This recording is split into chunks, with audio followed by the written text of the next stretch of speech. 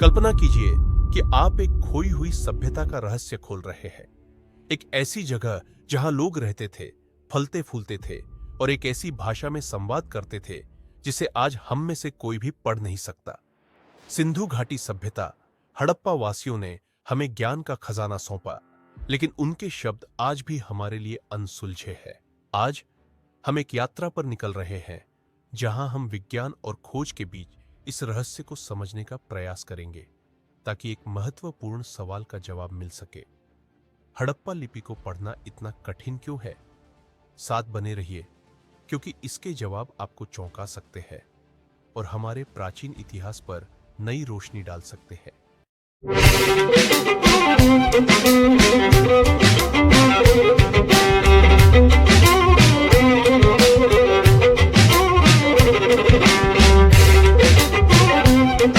1920 के दशक में सिंधु घाटी सभ्यता के नगरों की खोज के पश्चात इतिहासकारों एवं पुरातत्वविदों ने इस सिंधु घाटी सभ्यता से जुड़े विभिन्न आयामों का विश्लेषण करना आरंभ कर दिया था। अब इस विश्लेषण में एक ऐसा विषय है जिस पर 1920 से लेकर आज तक इतिहासकार ज्यादा कुछ नहीं कह सके। यह विषय है सिंधु घाटी सभ्यता में प्रयोग होने वाली लिपि। 1920 के दशक से लेकर आज तक इतिहासकारों ने इस लिपि को पढ़ने के कई प्रयास किए हैं, लेकिन अभी तक कोई भी व्यक्ति इस लिपि को पढ़ने में सफल नहीं रह सका। क्या ऐसे कारण हैं जिनके चलते इतिहासकार एवं विद्वान अभी तक इस लिपि को पढ़ नहीं सके हैं? यदि हम पहले कारण की बात करें तो हम पाते हैं कि इस लिपि में लिखे गए शिलालेखों में जो चिन्ह हैं, उनकी संख्या बहुत ही कम है। अधिकतर इस लिपि का प्रयोग मोहरों पर होता था, और यदि हम इन मोहरों को देखें तो हम पाते हैं कि इनमें जो चिन्ह हैं, उनकी संख्या लगभग 4 से 5 के बीच है। यदि हम बात करें कि इस लिपि में लिखा गया सबसे बड़ा अभिलेख, उसमें 26 चिन्ह हैं, वही इस पूरी लिपि में 400 से लेकर 700 के बीच चिन्ह पाए गए हैं। तो जो हमारे पास अभिलेख अभी उपलब्ध है, उनमें जो चिन्ह हैं, उनकी संख्या बहुत कम है, और इसी संक्षिप्त शिलालेखों के कारण इस लिपि को पढ़ पाना बहुत ही कठिन है। इसे अच्छे से समझने के लिए हमें 3 लिपियों का उदाहरण लेना होगा जिनको इतिहासकार पढ़ने में सफल रह चुके हैं। तो पहली लिपि हो गई ब्राह्मी, दूसरी हो गई प्राचीन मिस्र की लिपि जिसे हायरोग्लिफ कहते हैं, और तीसरी हो गई प्राचीन मेसोपोटामिया की लिपि जिसे क्यूनफॉर्म कहते हैं। इन तीनों लिपियों में लिखे गए शिलालेखों को यदि हम देखें तो हम पाते हैं कि ये शिलालेख बहुत विशाल है और इनमें बहुत से चिन्हों का प्रयोग हुआ है। इन बड़े शिलालेखों के कारण विद्वानों को विभिन्न चिन्हों का प्रयोग समझने में सरलता होती है, और जो लोग इस लिपि को पढ़ने का प्रयास कर रहे हैं, वे अपनी थ्योरी भी इन अभिलेखों की सहायता से जांच सकते हैं। वे यह देख सकते हैं कि जिस प्रकार से वे समझ रहे हैं कि इस लिपि को पढ़ना चाहिए, वास्तव में इस लिपि को पढ़ा जाता था या नहीं। तो इन बड़े शिलालेखों के कारण ही इतिहासकार एवं विद्वान इन 3 लिपियों को पढ़ने में सफल रहे। वहीं हम सिंधु घाटी सभ्यता की बात करें तो ऐसे बड़े शिलालेखों के अभाव के कारण इस लिपि को पढ़ने में कठिनाई हो रही है। यदि हम दूसरे कारण की बात करें तो हम पाते हैं कि हमारे पास इस लिपि में लिखा गया कोई ऐसा अभिलेख नहीं है जिसमें किसी अन्य लिपि का भी प्रयोग किया गया हो।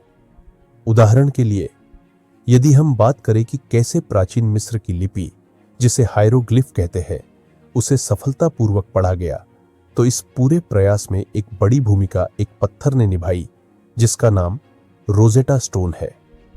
रोजेटा स्टोन में 3 लिपियां उत्कीर्ण की गई है, और इन 3 लिपियों में एक है हायरोग्लिफ और दूसरी है प्राचीन यूनानी लिपि। हायरोग्लिफ के साथ साथ प्राचीन यूनानी लिपि होने के कारण जॉ फ्रांस शैम्पोलियन को हायरोग्लिफ को पढ़ने में सहायता प्राप्त हुई। जॉ फ्रांस शैम्पोलियन पहले से ही प्राचीन यूनानी लिपि पढ़ना जानते थे, और क्योंकि रोजेटा स्टोन में जो कुछ इस प्राचीन यूनानी लिपि में लिखा गया था वैसा ही हायरोग्लिफ में भी लिखा गया, तो हायरोग्लिफ के साथ साथ इस प्राचीन यूनानी लिपि के होने के कारण ही शैम्पोलियन इस लिपि को पढ़ने में सफल रहे। कुछ ऐसा ही खरोष्ठी लिपि के साथ भी हुआ। जेम्स प्रिंसेप जब इस लिपि को पढ़ने का प्रयास कर रहे थे तो उनके पास इंडो ग्रीक्स के सिक्के थे। इंडो ग्रीक्स के इन सिक्कों में खरोष्ठी लिपि के साथ साथ प्राचीन यूनानी लिपि का भी प्रयोग हुआ था, और क्योंकि जेम्स प्रिंसेप इस प्राचीन यूनानी लिपि को पढ़ सकते थे, तो उन्हें खरोष्ठी लिपि को पढ़ने में भी इसके कारण सहायता मिली।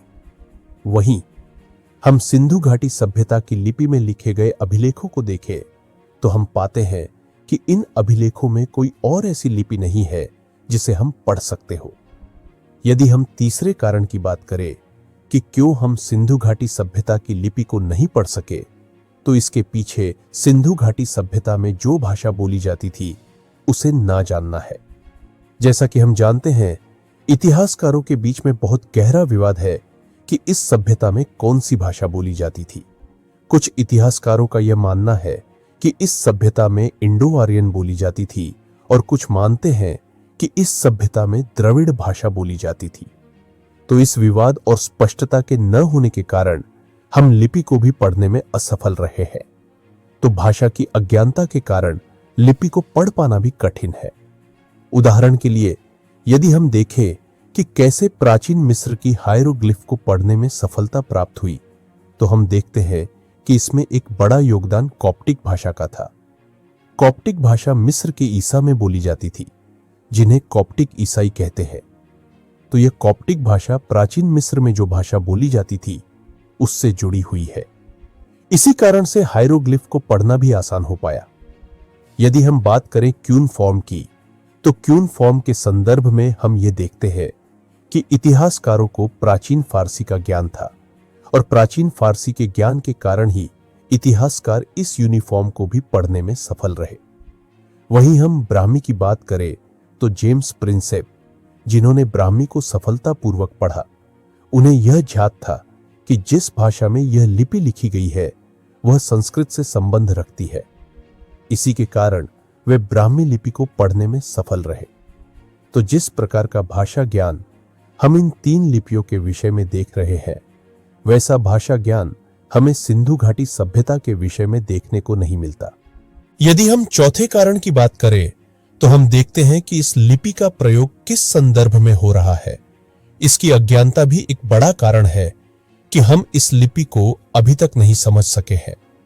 उदाहरण के लिए, यदि हम बात करें ब्राह्मी लिपि की, तो जब जेम्स प्रिंसेप ब्राह्मी में लिखे गए सांची के स्तूप के अभिलेखों का विश्लेषण कर रहे थे, तो उन्हें इन अभिलेखों का संदर्भ पता था।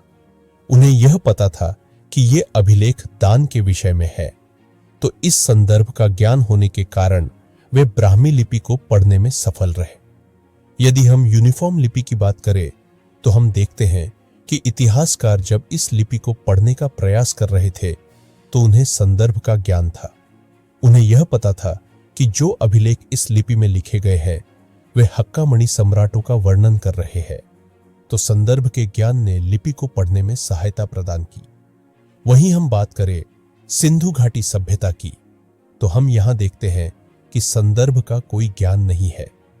इतिहासकार ये नहीं जानते कि जो अभिलेख इस लिपि में लिखे गए हैं वे किस संदर्भ में है। तो इन 4 मुख्य कारणों के कारण ही इतिहासकार एवं विद्वान सिंधु घाटी सभ्यता की इस लिपि को अभी तक नहीं पढ़ सके।